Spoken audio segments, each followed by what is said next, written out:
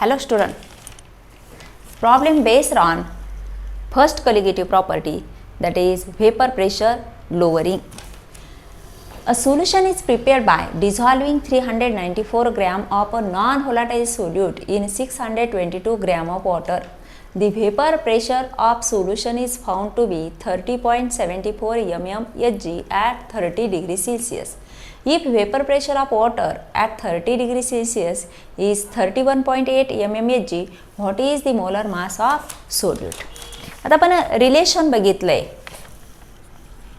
आपण ज्यावेळेस vapour pressure lowering आपण एक्सप्रेशन बघितलं त्यावेळेस आपल्याला एक रिलेशन मिळालं P1 naught minus P1 divided by P1 naught, that is relative lowering of vapour pressure is equal to x2. आणि x2 ची व्हॅल्यू टाकली आपण for dilute solution n2 divided by n1, where n2 is number of moles of solute to the number of moles of solvent. मग number of moles आपण calculate करतो W2 divided by m2. 2 हे सोल्यूटसाठी denotation घेतले आणि 1 हे सॉल्वंटसाठी घेतलेले आहे. and divided by n1, that is W1 divided by m1.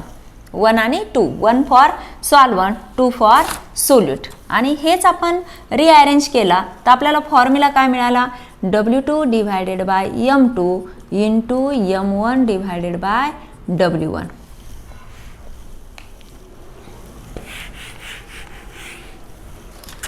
Then what is given? काय काय दिलं आपल्याला, W2 दिलाय, weight of solute, weight of solute 394 gram non volatile solute. आणि वेट ऑफ सॉल्वंट दिलाय आपल्याला, weight of solvent W1 is weight of solvent equal to 622 gram.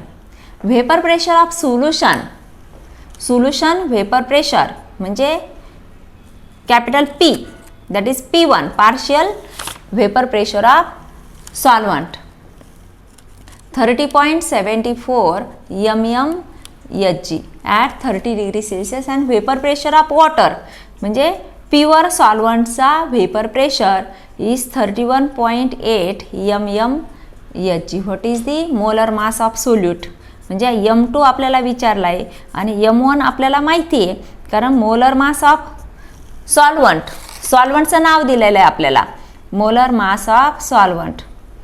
तर solvent कुठलं आहे, तो वॉटर सॉल्वंट आहे H2O. आणि H2Oचं मोलर मास आपल्याला कॅल्क्युलेट करता येतं. हायड्रोजनसाठी 1 आणि टोटल 2 ॲटम्स हायड्रोजनचे आणि ऑक्सिजनसाठी 16, that is equal to 18. If we express in gram it becomes grams per mole. आता ह्या व्हॅल्यूज आपण इथं सबस्टिट्यूट करून घेऊ.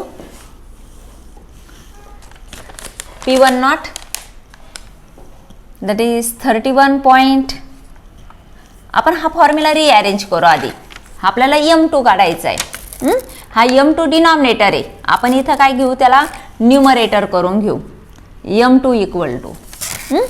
आता हा P1 नॉट डिनॉमिनेटर आहे, इकडे आल्यानंतर काय होईल न्यूमरेटर, आणि हे P1 नॉट मायनस P1 हे डिनॉमिनेटर होईल. मग आपला फॉर्म्युला कसा होईल, W2 into m1 into P1 not divided by हा P1 naught minus P1, P1 naught minus P1 into W1. हा फॉर्म्युला आपण रिअरेंज केला.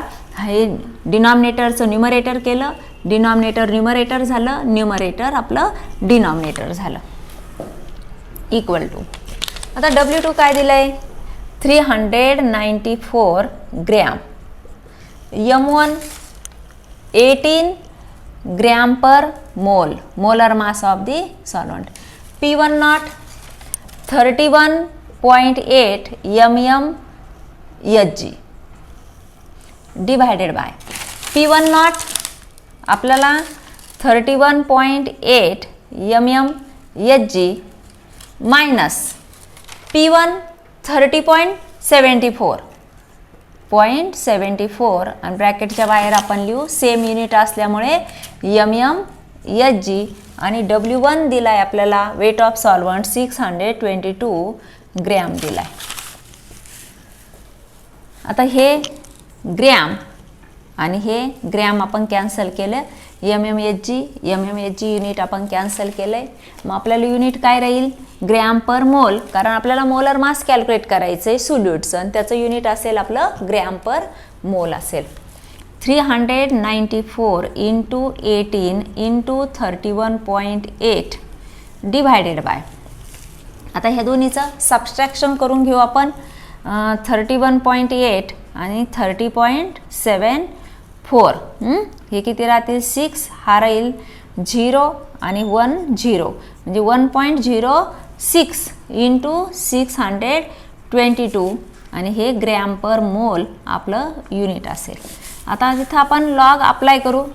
यासाठी log of 394 plus log of 18 plus log of 31.8 आणि हे minus log of 1.06 plus log of 622. हे numerator याची addition केली, लॉग अप्लाय करून ह्याची ॲडिशन केली आणि न्यूमरेटरमधून डिनॉमिनेटर आपण लॉगच्या नियमानुसार सबस्ट्रॅक्ट केला. आता प्रत्येकाचा लॉग बघून घ्या.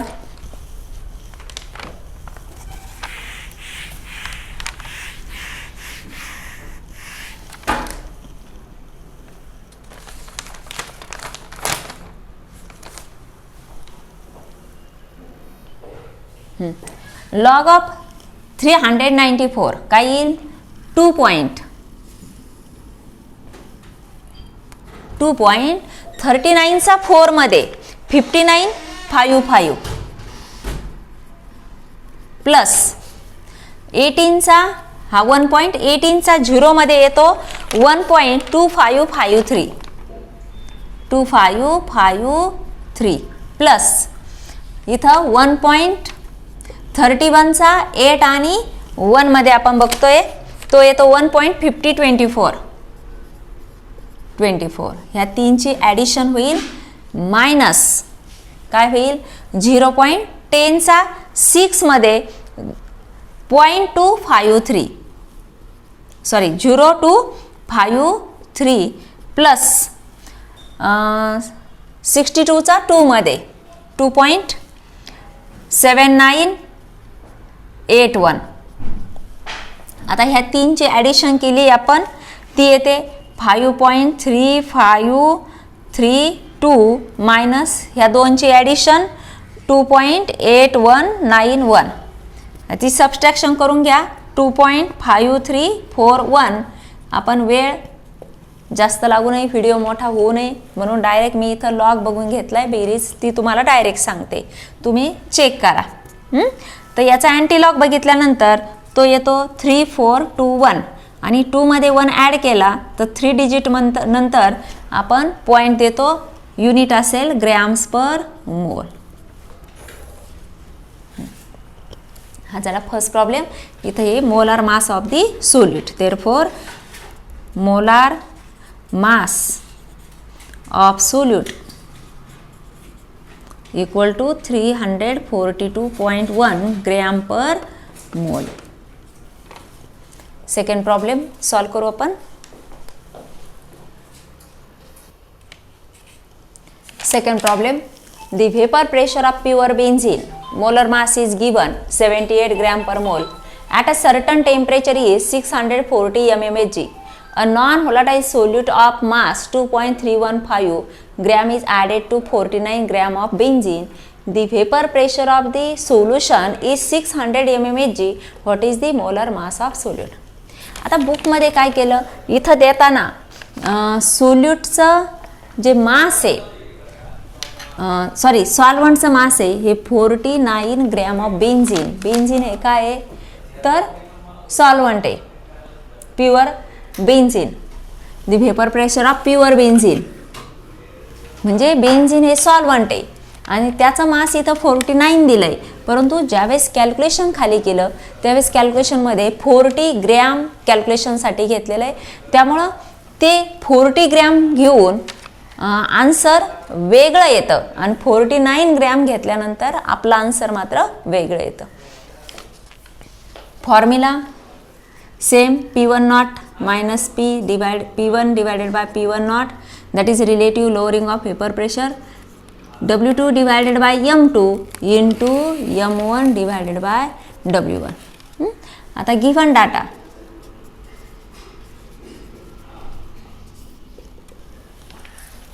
काय दिलंय molar mass of the pure solvent दिलंय म्हणजे M1 ची व्हॅल्यू दिलेली आहे ती 78 ग्रॅम पर मोल झाली. सॉल्व्हंटचं molar mass M1 at a certain temperature म्हणजे vapour pressure of pure benzene म्हणजे P1 नॉटची व्हॅल्यू येते. सॉल्व्हंटचा व्हेपर प्रेशर 640 mmHg. पुन्हा काय सांगितलं a non volatile solute of mass. सोल्यूटचा मास दिलाय म्हणजे W2 दिलाय आपल्याला 2.315 ग्रॅम दिलाय is added to 49 gram of benzene म्हणजे W1 दिलाय. वेट ऑफ सॉल्व्हंट दिलंय 49 ग्रॅम दिलेलं आहे. व्हेपर प्रेशर ऑफ सोल्युशन सोल्युशनचा व्हेपर प्रेशर म्हणजे partial vapour pressure of the solution equal to 600 mmHg आणि आपल्याला विचारला आहे तो M2 विचारलेला आहे. आता मग अशी आपण फक्त नेम दिलेलं होतं आणि त्या नेमवरून आपण M1 ची व्हॅल्यू काढलेली होती. इथं M1 आपल्याला ऑलरेडी दिलेलाच आहे. आता हाच फॉर्म्युला आपण रिअरेंज करू. M2 इक्वल टू काय होईल W2 into M1 into P1 not divided by P1 naught minus P1 into W1. ज्यावेळेस आपण व्हॅल्यू त्यात कीप करू काय होईल 2.315 gram 78 gram per mole into P1 not 640 mmHg divided by आता P1 नॉट मायनस P1 म्हणजे 640 minus 600 mmHg into W1 49 gram जर आपण घेतलं तर आपलं कॅल्क्युलेशन कशा प्रकारे येईल. हे gram mmHg 2.315 into 78 into 640 divided by 40 into 49 gram per मोल हे युनिट असेल आपलं. आता इथं 49 इथं दिल्यामुळं आपण इथंही 49 घेतलं. तुम्ही 40 टाकून कॅल्क्युलेशन जर केलं तर बुकमध्ये जे आन्सर आहे तसं तुमचा आन्सर येईल. Log of 2.315 plus log of 78 plus log of 640 minus log of 40 plus log of 49 unit असेल ग्रॅम पर मोल. आता हे 0.23चा 1 आणि 5 मध्ये तो किती आहे तर 0.3645 प्लस 1.8921 प्लस 2.8062 ह्या सगळ्याचा लॉग बघितला आपण आणि हे येईल 1.40चा 0 मध्ये 6021 प्लस 1.49चा 0 मध्ये 6902. आता याचे ॲडिशन इन 5.0628 ह्या तीनची आपण ॲडिशन केली आणि इथं मायनस ह्या दोनची ॲडिशन केली ती म्हणजे 3.2923 इक्वल टू 1.7705 आणि याचा जर अँटी घेतला आपण अँटी लॉग तो येतो 5895 आणि इथं 1 असल्यामुळे कॅरेक्टरिस्टिक 1 असल्यामुळे आपण 2 नंबर्स नंतर 1 ॲड करून 2 नंबर्स नंतर डिजिट देणार डेसिमल पॉईंट देणार म्हणजे काय होणार 58.95 ग्रॅम पर मोल. हे झालं molar mass of the solute.